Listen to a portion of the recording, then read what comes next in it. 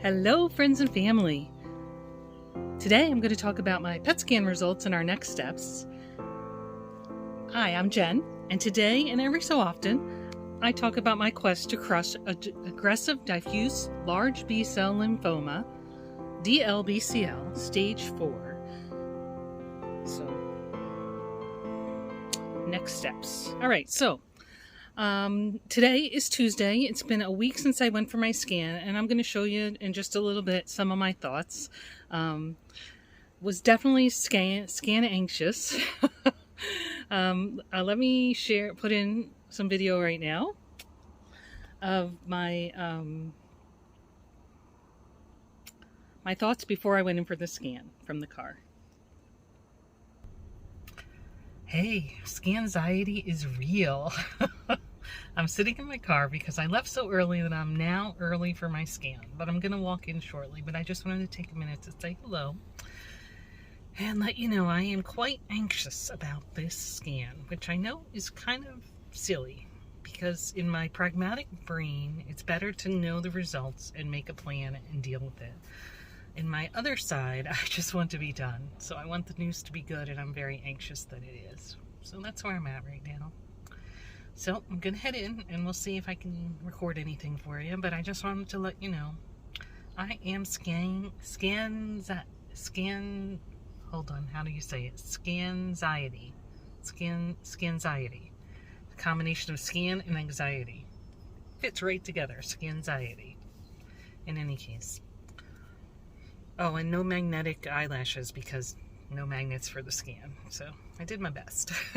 I did a little bit of mascara, but you can see it really, there's not enough eyelashes there yet. But we'll get there.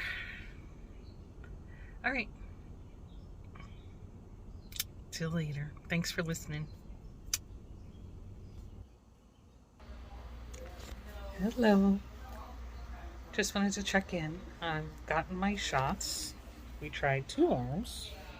1, 2. We got it in. So the tracer is doing its work right now. I have to sit quietly. So I'm doing some social media responses. And that's it. Just waiting to get in there and hopefully get some good news. They set up to 2 days for a response, so ay. What the heck? Oh, it's my new sun hat.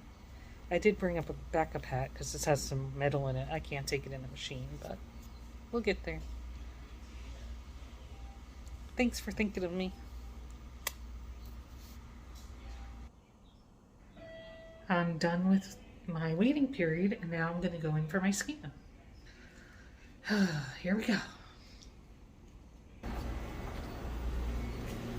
Come on this way. Okay. Come on, okay. Glasses off. Head down right over here. And so here are my thoughts after the scan. All done, back in the car. I'll have to check my watch and the timing and all that stuff. I'm not sure exactly how long it took me. It's 1 3/4 hours since I last talked to you in the car. But I'm not sure how long the scan was. He said it would be 20 or 25 minutes. It seemed like a lot longer than that, but that could have just been my perception of the time in the little tube. Now we wait. He said up to 2 days for the doctor to get the results. So I'm very much hoping that they'll get them by Thursday, and I'll be able to talk to my doctor Thursday night or Friday morning, and that he's not on holiday for the vacation, he's not on vacation for the holiday. All right, I'll talk to you soon. And here are my thoughts. I'm going to have to look it up. I think I had thoughts the next day and the next day and the next day. And every time I had a thought, I shared it with you guys. So I'll just put some words on the screen here to tell you which days I'm talking about. And then we'll jump to today. Hello.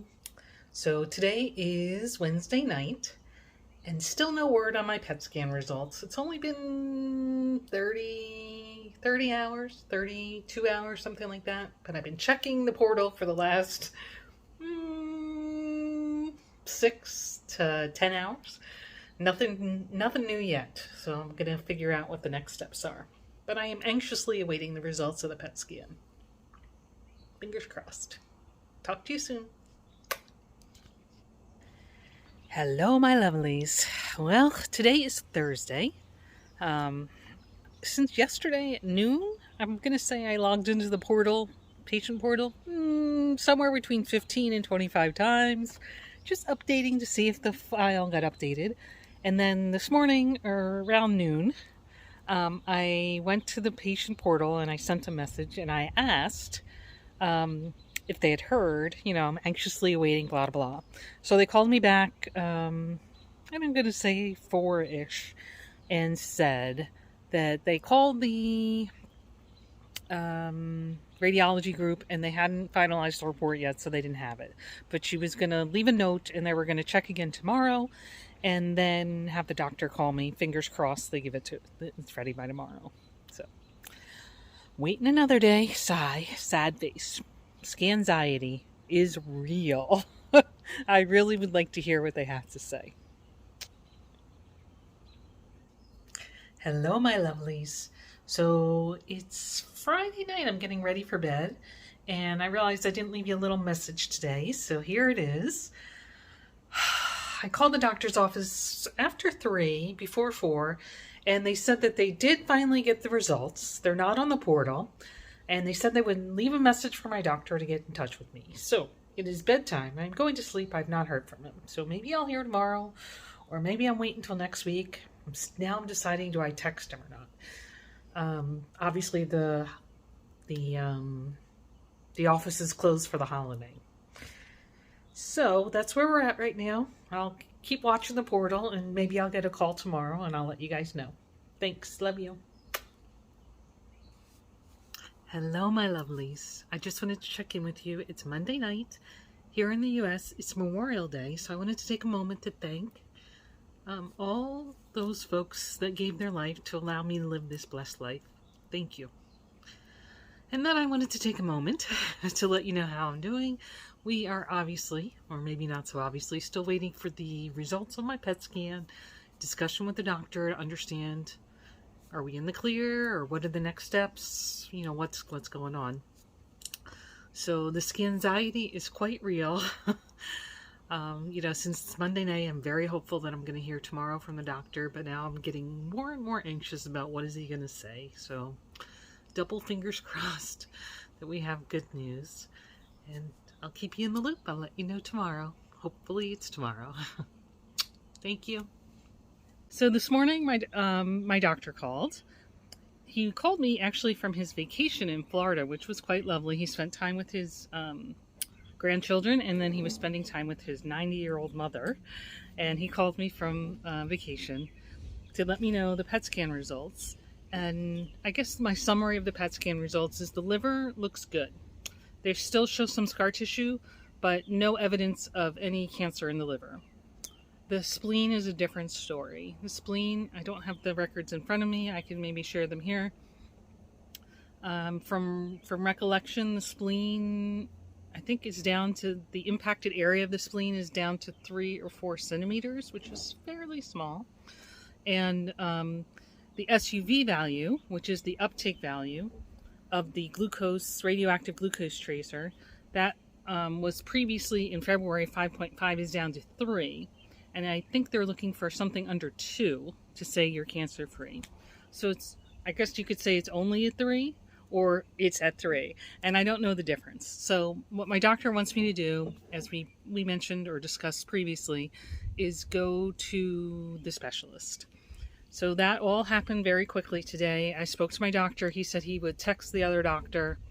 He texted me back within 15 minutes to 30 minutes and said he spoke to the other doctor, and the other doctor's office would call me, and they did. They did within a couple hours. I had a call from the other doctor's office, got established. They sent me the paperwork to release my medical records, etc. Got me set up on the patient portal and entering the documents and so forth. I'm scheduled to see them next Thursday, June 10th. So And in the meanwhile, I texted my doctor back and said, appointment scheduled, blah, blah, blah. And he texted me right back and said, I've already faxed all your records over to him. So even before I signed that release form, I think. But that's okay, because I think that was inferred that I wanted to continue my care, and he was conversing with the other doctor. But we did follow up with an official document, so we're good to go, right? And then I'm trying to think if there's any other news that's fit to print. So basically, we're kind of in a holding pattern to find out what the other doctor suggests. Now, I did a wee bit of research on the other doctor. My doctor said multiple times how much he liked this doctor, how many doctors he's referred to him. He really has a lot of confidence in him. I did a little bit of research, like 5 minutes, on the doctor. He was at Yale Medical for 30 years. He was the head of their program, or an integral part of their program. He did like some pretty phenomenal, like, bone marrow and CAR-T cell transplant work. And he is a specialist on relapsing and refractory lymphoma and optional treatments and so forth and so on, beyond the basic R-EPOCH or R-CHOP.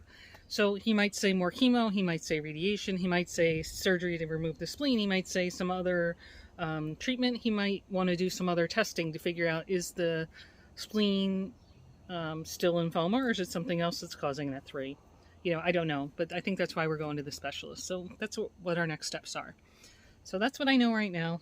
It's hurry up and wait. We're back to that mode. And I guess the other thing is, just trying to get physically strong and mentally strong, because I think no matter what the direction is from this next doctor, it's going to require physical strength or mental strength or both. So that's what I'm going to be working on the next week or so. Today is June 1st, so I have 9 days. And a shout out to my youngest, who started his first day of internship today. We're proud of you. And that's what the news that's fit to print. As far as my normal statistics, I have really not been doing too well with my normal statistics, honestly. My walking has been lower. I just don't have a lot of energy. I don't know if that's related to something going on in my body, or if that's in the brain, or what's going on. My fluid intake's been pretty good. My exercise has been so I'm going to try and concentrate more on those self-care items. Focus for the next 9 days, get myself as strong as possible, and go tackle the next thing. So that's where we're at right now. Thanks for listening, and I don't know if there's something else to tell you guys. Maybe there'll be more video in a little bit. Got to go off to robotics meeting, but maybe I'll come back and fill you in on more after I get through the video. Maybe I'm missing something. So let's see, statistics, any stories, I did have some, I guess we'll call them angel deliveries this weekend. I had an opportunity to visit with my cousin from California, who I hadn't seen in, I'm going to say 4 or 5 years. They came to the East Coast of the United States, which was a lovely visit. We had a really great time just visiting. And my parents came over yesterday to celebrate with my eldest graduation from college. And that was kind of low-key again, dinner, and we played some games out on the deck. But it was fun. So we did have some angel deliveries in that sense. And that's where we're at right now. Okay, I just wanted to jump on real quick. I thought of a couple things I forgot to talk to you about before the robotics meeting. So here I am to talk to you. First, if I've done my math correctly, I was scratching here. Today is day 167 since I started treatment. And it's cycle 6, day 54, which means it's 49 days since I've been poisoned. And I think the hair is fuzzing in. How does it look to you?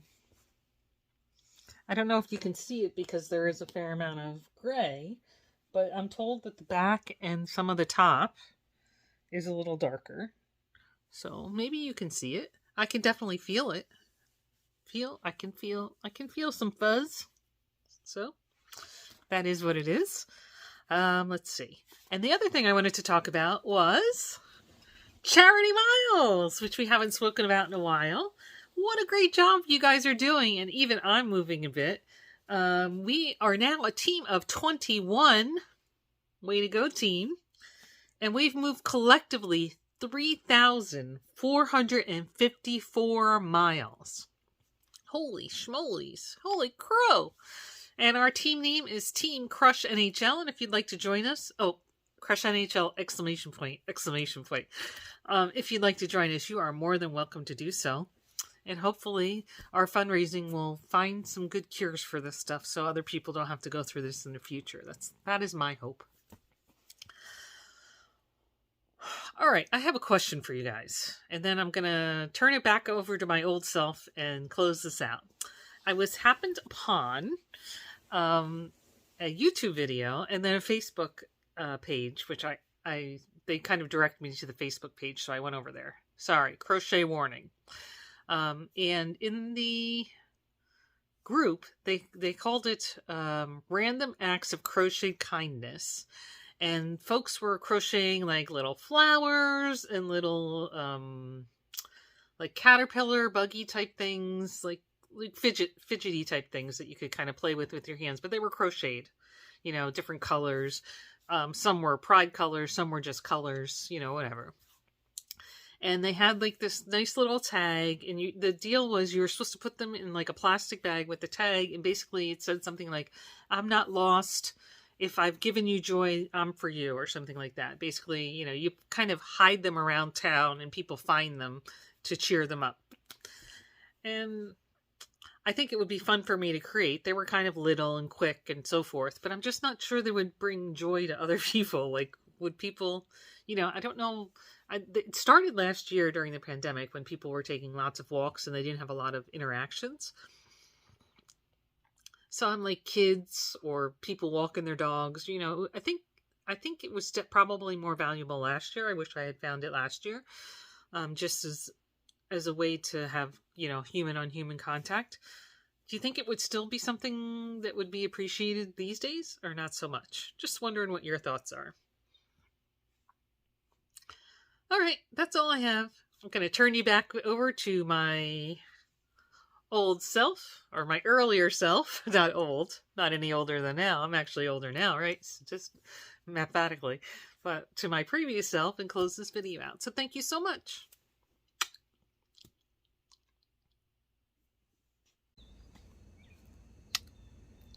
Love you. Remember, every day is a gift. Live it.